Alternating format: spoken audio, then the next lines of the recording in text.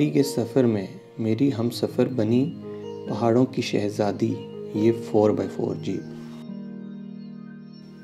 जैसे ही मेरा सफ़र शुरू हुआ तो यहाँ से गुज़रते हुए कुछ लम्हे मुझे ऐसा लगा जैसे मैं वादी कैलाश की सैर को निकला हुआ हूँ। कुछ सफ़र तय करने के बाद रास्ते में इस खूबसूरत झरने की खूबसूरती को मैं अपने कैमरे में महफूज किए बगैर आगे नहीं जा सका।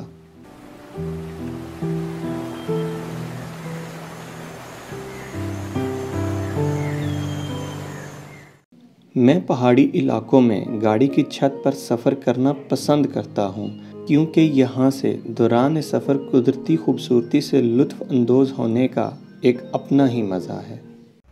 और जिस एरिया से हम गुजरे हैं यहाँ पे स्नोफॉल होती है और बड़ी हैवीली होती है, तो रोड बहुत ज़्यादा ख़राब है यार।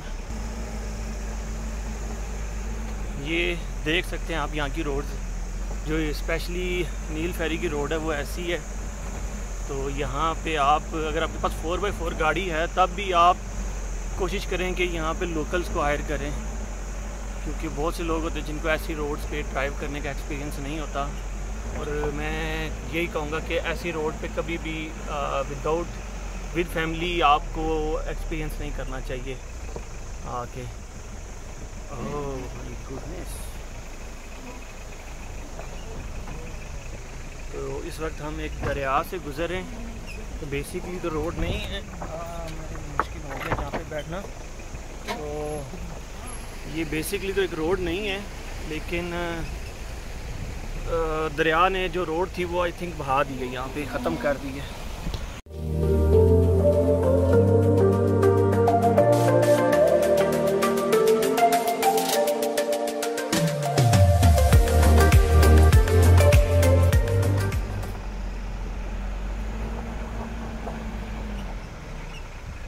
ये देखें जी, ये काफ़ी शार्प टर्न है। अब गाड़ी पहले रिवर्स होगी और फिर ये दूसरे टर्न में इस टर्न को क्लियर करेंगे।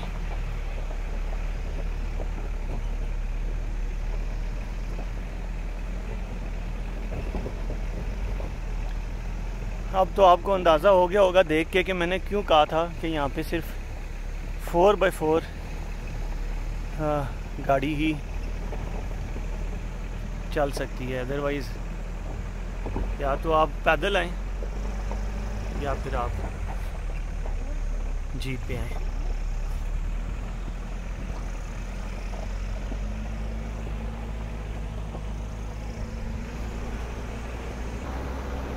जो आप नीलफरी हाइट के करीब पहुंचते जाएंगे आपको दरख्त भी कम होते जाएंगे और यहाँ पे ज़्यादातर लोग जो हैं वो आपको खाली घर मिलेंगे, क्योंकि इस सीज़न में लोग यहाँ से हिजरत करके नीचे चले जाते हैं मैदानी इलाकों में, क्योंकि अब कोई 1 माह के बाद यहाँ पे स्नोफॉल स्टार्ट हो जाएगी। और जो इस वक्त मैं एडवेंचर कर रहा हूँ, आप कोशिश करें इस तरह का ना ही करें, कि मैं इस तरह के एडवेंचर अमूमन करता रहता हूँ, मैं आदमी हूँ। तो आप अगर कर सकते हैं तो ज़रूर करें, लेकिन बहुत एहतियात के साथ। इतना आसान नहीं है ऑफ रोड पे ऐसी जगह पे आप जीप की छत पे बैठ के जा रहे हो, तो इसलिए ये एडवेंचर करने से पहले सोच लें तो फिर करेंगे। लेकिन अगर आप बैठते हैं तो इसका एक अपना मज़ा है। हम आपको कुछ समझी कहते हैं जिला वैली में आने पर। बहुत शुक्रिया। नीलफरी जा रहे हैं आप? जी जी, नीलफरी जा रहे हैं। क्या बात है जी, आप थोड़े दिन पहले आते। नीलफरी एक ऐसा मकाम है कि बंदा कहता है कि यहाँ ही बैठे रहे, वापस ना जाए। अच्छा। इतना खूबसूरत फूलदार और ग्रीन और हरियाला भरियाला। अभी थोड़ा खुश्क हो गया लेकिन अभी भी अच्छा।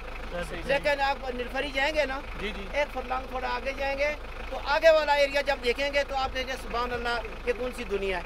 सर सब पहाड़, सर सबर और जंगल। क्या बात है। आज़ाद कश्मीर से सबसे खूबसूरत एरिया ये नीलफरी से आ गया। कटनाड़, बोलियाला, पर्थरी, खाला, और ये बहुत खूबसूरत इलाका है। आपने जो लोकल थे यहाँ के, उन्होंने हमें वेलकम भी किया और उनके अपने कमेंट्स भी सुने होंगे।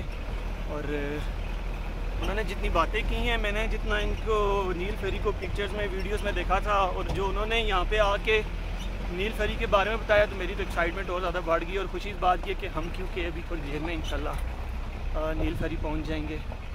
और मैंने भी बहुत से लोगों से सुना था कि नील फेरी एक ऐसी जगह के जो कश्मीर में इससे जो है ना प्यारी जगह नहीं है कोई और। सो आज एक्सप्लोर करते हैं और देखते हैं कि क्या सारे ही ठीक कहते हैं।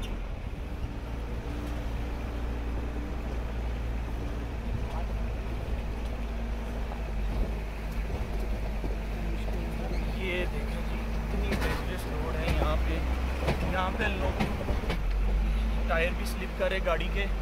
और यहाँ के जो टूरिस्ट हैं वो कभी भी अपनी गाड़ी भी लाने का, अगर आपके पास 4x4 है तो ना सोचें, आप रिस्क मत लें, क्योंकि आप अगर कोई और गाड़ी हायर करेंगे तो वो आपको काफ़ी नीचे उतार देगा और ये सारा जो ट्रैक है आपको ये हाइक करना पड़ेगा।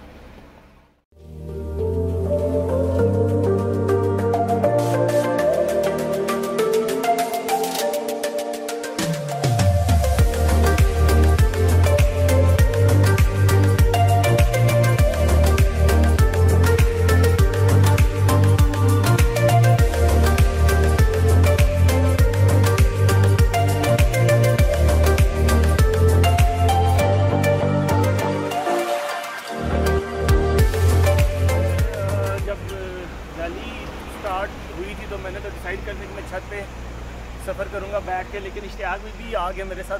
बाहर कहते हैं कि अंदर बैठ के जो है ना व्यू ही नहीं आ रहा, कुछ नज़र ही नहीं आ रहा कि यहाँ पे वैली कैसी है ये। लेकिन यहाँ से जो है ये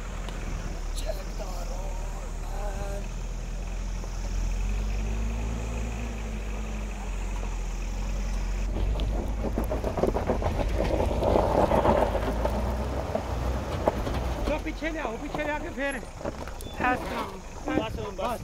अब ठीक है। आप देख सकते हैं आज यहाँ पे सारे मोड़ हैं, सारे मोड़ बहुत शार्प हैं।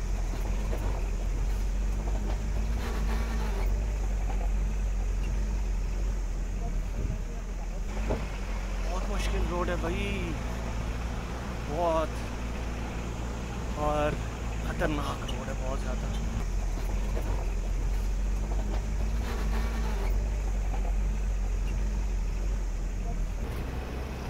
समझ आ जाती है इस रोड पे आके। मैंने आज तक जितने भी ट्रैवल किए हैं इतनी डेंजरस रोड मैंने कभी नहीं देखी।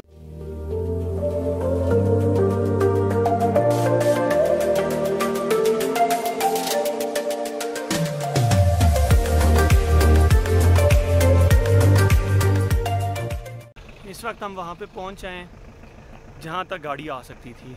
रोड आगे है थोड़ी सी, लेकिन बरसात के सीज़न में यहाँ पे लैंडस्लाइड आई थी तो वो रोड थोड़ा सा पैच ख़राब हो गया, तो गाड़ी यहाँ तक ही आ सकती है। अब यहाँ पे हम रुके और हमने जाना है वो स्पीड पे, तो हमें कोई आधा घंटा या 45 मिनट्स लगेंगे, हम पहुँच जाएंगे।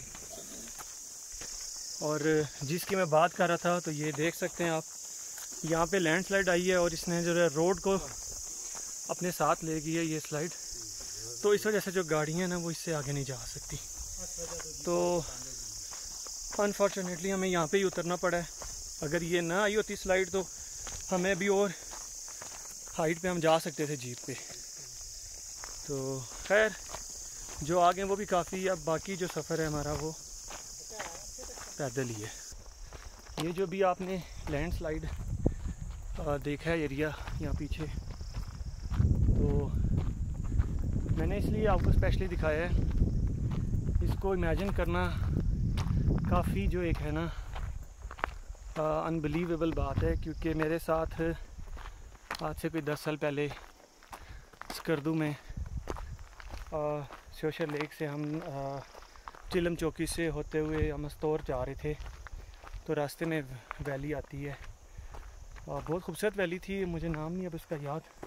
वहाँ पे हम जा रहे थे तो वहाँ से हमारे देखते हुए लैंडस्लाइड हुई और पहाड़ ज़मीन बोस हो गया देखते देखते हमारे, और वहाँ से हमने भाग के अपनी जान बचाई थी। तो इसलिए मैं अपनी लाइफ में काफ़ी एडवेंचर कर चुका हूँ। तो मैंने सोचा ये आपके साथ शेयर कर लूँ कि जब बरसात का सीज़न हो और स्पेशली अगस्त 1 अगस्त से लेके 21 अगस्त तक नॉर्दर्न एरियाज़ का ट्रैवल कम ही करें, क्योंकि ये लैंडस्लाइड टाइम होता है मॉनसून की वजह से। सबका स्टेमिना कैसा है जी ऊपर जाने के लिए, क्या कहते हैं? माशाल्लाह, हाँ ज़बरदस्त कर लेंगे। अच्छा चलें जी, वैसे भी हम 2-3 दिन से हाइकिंग ही कर रहे हैं, यही है जी हमारा आदि हो चुकी है। अब हम आदि भी हो चुके हैं। और जो हमारे मेजर साहब हैं जी, मेजर नदीम साहब, ये जो है ना आज बड़ी हिम्मत कर रहे हैं जी माशाल्लाह। हमारे साथ जो 2-3 दिन हमने इनसे हाइकिंग करवाई है, ये मुझे कह रहे थे मैं तुम्हें कभी नहीं बख्शूंगा, इतनी तुमने मुझसे जो है ना हाइक करवा ली है। बहुत मेहनत की जा रही है इस टाइम नील फेरी तक पहुंचने के लिए। देखते हैं वहाँ पर हमें कोई परी मिलती है कि नहीं मिलती। बहुत पीछे गुलफराज साहब आ रहे हैं जी, एडवेंचरिस्ट ड्राइवर। जो मैं तो जो एक्सपेक्ट कर रहा था जिस रोड को, तो ये तो उससे भी जो है ना बड़ा अजूबा थी। यहाँ पे आके जो रोड एंड हो जाती है, इससे आगे जो है ना आपको हाइक करनी पड़ती है। और यहाँ पे इतनी खामोशी, इतना सुकून है, और ऐसे फील हो रहा है जैसे शायद यहाँ पे दुनिया ख़त्म है, इससे आगे कोई और दुनिया नहीं होगी, कोई और किसी तरह की भी कोई आबादी नहीं होगी और कोई इंसान नहीं होगा। अब ये जो ट्रैक है हम इसी को ही फॉलो करेंगे और हाइट पे जाएंगे। और यहाँ पे आके आपके पास 2 ट्रैक बाय द वे हो जाते हैं जहाँ पे आप ऊपर जा सकते हैं। जिस ट्रैक से हम जा सकते हैं ये लाइट स्लोप है, तो ये इस पर आप ज़्यादा थकेंगे नहीं, पर थोड़ा सा टाइम ज़्यादा लगेगा, कोई 15 to 20 मिनट्स एक्स्ट्रा लगेंगे और आप हाइट पे जा सकते हैं। अगर आपके साथ फैमिली है तो फिर आप ये ट्रैक लें, अदरवाइज़ अभी हमारे जो ड्राइवर थे वो यहाँ से यहाँ से ऊपर जाता है ट्रैक, ऐसे इधर बीच में से यहाँ से होता ये जो स्लाइड नज़र आ रही है, इस स्लाइड से वो ऊपर, यहाँ से ऊपर आप डायरेक्ट जा सकते हैं। लेकिन ये अगर आप फ्रेंड्स आए हुए हैं, आप सिर्फ अगर बॉयज़ पार्टी हैं, तो फिर आप वो ट्रैक कर सकते हैं। वहाँ से यहाँ से सिर्फ 20 मिनट्स हैं ऊपर जाने के लिए, और वो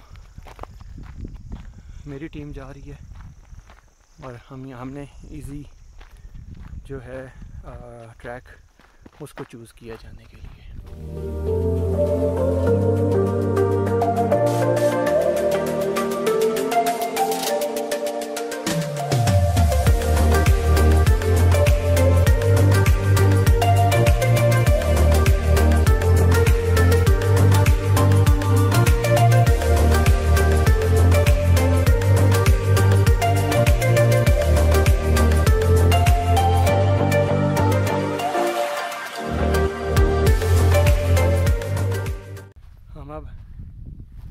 सेकंड पीक की तरफ जा रहे हैं। फर्स्ट वाली हम क्रॉस कर रहे हैं, वो नीचे थी, देख सकते हैं आप। वहाँ पे बाकी पार्टनर्स जो हैं वो थक गए थे, कुछ नदीम भाई और जुल्फ़िकार बैठ गए वहाँ पे। वो कहते हैं हम थोड़ी रेस्ट कर लें फिर ऊपर आएंगे। तो मैंने सोचा कि स्लो चलते जाएं और जो फर्स्ट पीक है वहाँ पे पहुँचे, फिर ऊपर जाके रेस्ट करेंगे एक ही दफ़ा। लेकिन यहाँ पे आके एक नया एहसास होता है ज़िंदगी का, ऐसी जगह पे आके जहाँ पे आप बाकी दुनिया से दूर सुकून वाली जगह पे, कोई टेंशन नहीं, कोई कुछ नहीं, नेचर एंड नेचर। और वैसे भी मैं नेचर लवर हूँ, तो मुझे ऐसी जगह बहुत ज़्यादा अट्रैक्ट करती हैं। इस वक्त हम नील फेरी पीक पे, जो सेकंड पीक है, वहाँ पे पहुँच चुके हैं और अभी हम लेक की तरफ जा रहे हैं। ये जो सामने है ये भी ये सारा जो एरिया है, ये जो माउंटेन है, ये नील फेरी की है। और हमें जो यहाँ पे जो मेन हमारा पॉइंट था वो लेक था, अब हम लेक की तरफ जा रहे हैं। और ये बहुत खूबसूरत जगह है, यहाँ पे आके एक ज़िंदगी का नया एहसास होता है। तो जब आप यहाँ पे पहुँच जाते हैं आपको सारी टेंशन्स, सारी प्रॉब्लम्स और सारी जो हैं वो आपको भूल जाती हैं और आप यहाँ पे जो है ना पहुँच के आपको एक नया एहसास होता है। तो ठंडी हवा चल रही है, काफ़ी अच्छा एहसास हो रहा है। मुझे तो अभी तक कोई स्वेटिंग नहीं हुई अभी तक, जितना मैं हाइक करके आया हूँ। तो वैसे ये है कि क्योंकि अब मौसम काफ़ी अच्छा होने से इसलिए आपको यहाँ पे गर्मी का एहसास नहीं होता। तो हमारे जो इस तरफ सामने की तरफ जो आपको माउंटेन रेंज नज़र आ रही है, जो जिस पे कुछ वो ग्लेशियर्स हैं बेसिकली, वो काफ़ी हद तक मेल्ट हो चुके हैं। अब दोबारा अभी स्नोफॉल स्टार्ट होने लगी है। तो ये सारा जो है ना वो ऑक्यूपाइड कश्मीर है, ये इंडियन टेरिटरी है, जिसको इंडियन क्लेम करता है कि ये हमारी टेरिटरी है। ये सामने वाला जो माउंटेन एरिया है ये सारा ये पाकिस्तान है, और इसके पीछे वाला जो एरिया है वो सारा इंडियन के पास है, इंडियन का एरिया है। तो यहाँ पे नवंबर में स्नोफॉल स्टार्ट होती है और फरवरी के एंड और मार्च के स्टार्ट तक रहती है। और यहाँ पे बताया गया है कि 12 से 13 फुट, कभी कभी 15 फुट तक बर्फ़ पड़ती है। तो आप इमेजिन कर सकते हैं कि जब यहाँ पे इतनी स्नोफॉल होती है तो ज़िंदगी कैसे गुजरती होगी यहाँ पे।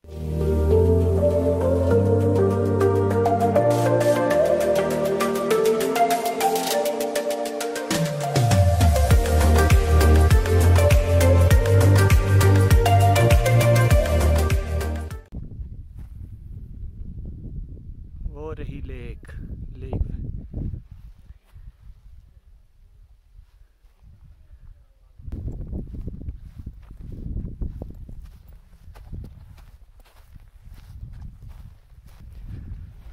Finally, we are reached on Lake Ferry. Wow. वैसे तो फेरी, लेक फेरी उसको भी बोला जाता है जी, जो नारायण कगान में है, सैफ अल मलूक को, लेकिन इसका भी एक अपना ही व्यू है। So beautiful. वाह।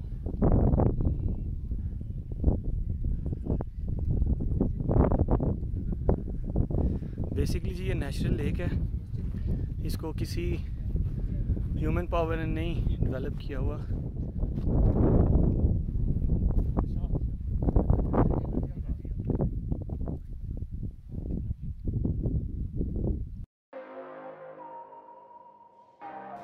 सतह समंदर से 9300 फुट की बुलंदी पर वाक़या इस कुदरती झील का नाम नील फरी इसलिए है कि यहाँ एक खूबसूरत फूलदार पौधा पाया जाता है जिसका नाम वाटर लिली है, लेकिन इसको नीलोफर भी कहा जाता है।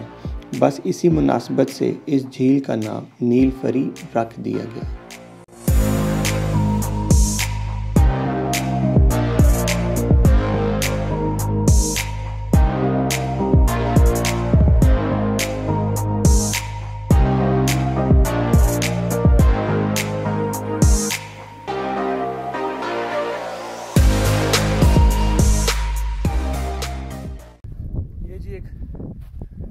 सी लेक की तरह का कुछ यहाँ पे एक पॉन्ड था जो अब ड्राइड है।